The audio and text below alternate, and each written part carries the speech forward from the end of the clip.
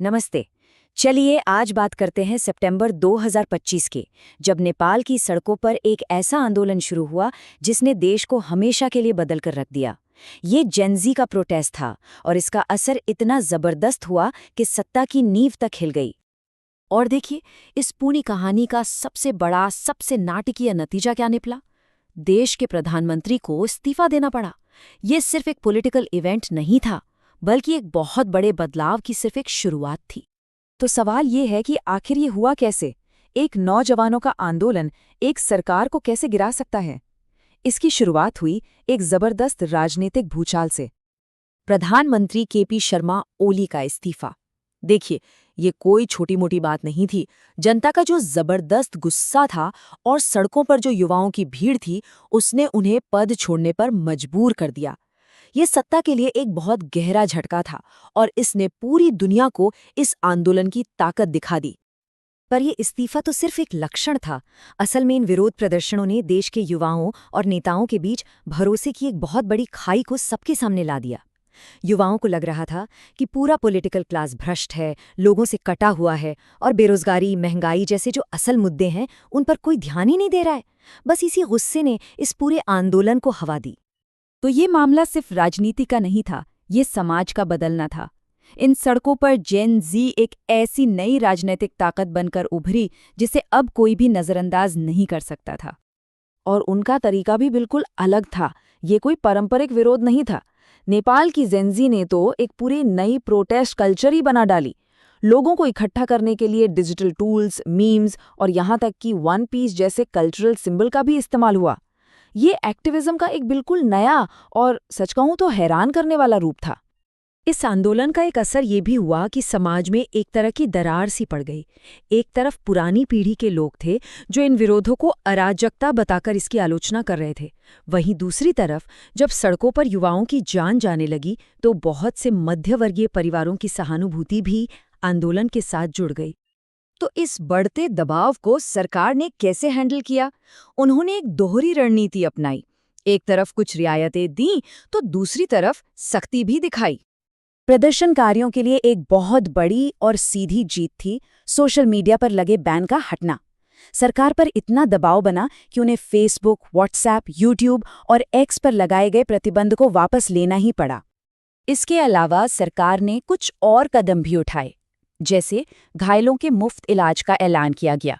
जिन लोगों की मौत हुई उनके परिवारों को मुआवजा देने का वादा हुआ और मामले की जांच के लिए एक स्वतंत्र समिति बनाने की भी घोषणा की गई। लेकिन एक बात जो बहुत बड़ा मुद्दा बन गई वो थी पुलिस का प्रदर्शनकारियों पर असली गोलियों का इस्तेमाल। इस एक घटना के बाद देश में पुलिस की जवाबदेही को लेकर बड़े सुधारों की मांग उठ खड़ी हो गई।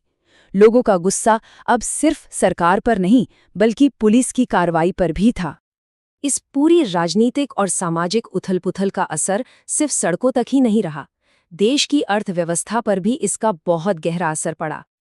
जब आंदोलन अपने चरम पर था तो सोचिए देश की इकोनॉमी का क्या हाल हुआ होगा। व्यापार ठप हो गए, ट्रांसपोर्टेशन रुक गया और नेपाल की अर्थव्यवस्था की जो रीढ़ है, टूरिज्म, उससे बहुत भारी नुकसान पहुंचा। साथ ही सरकारी और निजी संपत्ति को भी काफी डैमेज हुआ। लेकिन नुकसान सिर्फ उस वक्त का नहीं था।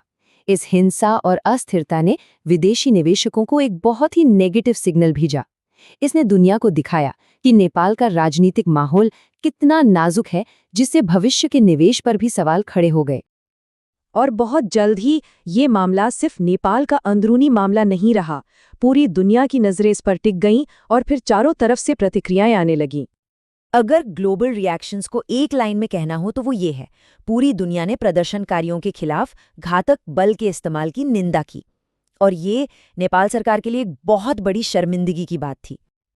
ये दबाव हर तरफ से आ रहा था। एमनेस्टी इंटरनेशनल और ह्यूमन राइट्स वॉच जैसे मानवाधिकार संगठनों ने इसकी कड़ी निंदा की।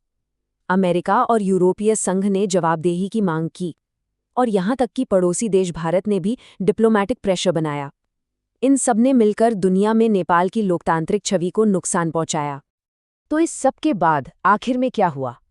नतीजा ये था कि नेपाल का जो पॉलिटिकल लैंडस्केप है वो अब हमेशा के लिए बदल चुका था। अब वहां की राजनीति पहले जैसी नहीं रही।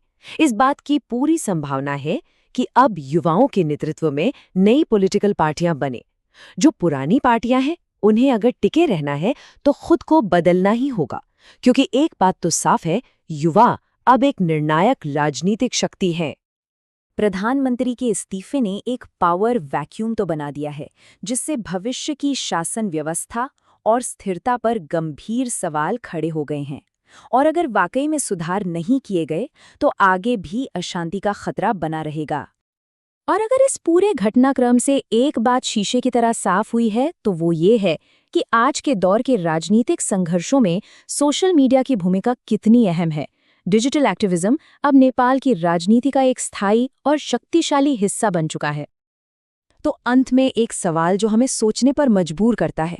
एक तरफ एक नई ताकत के साथ युवा खड़े हैं और दूसरी तरफ एक हिल चुकी सत्ता है। ऐसे में नेपाल में शक्ति का भविष्य क्या होगा?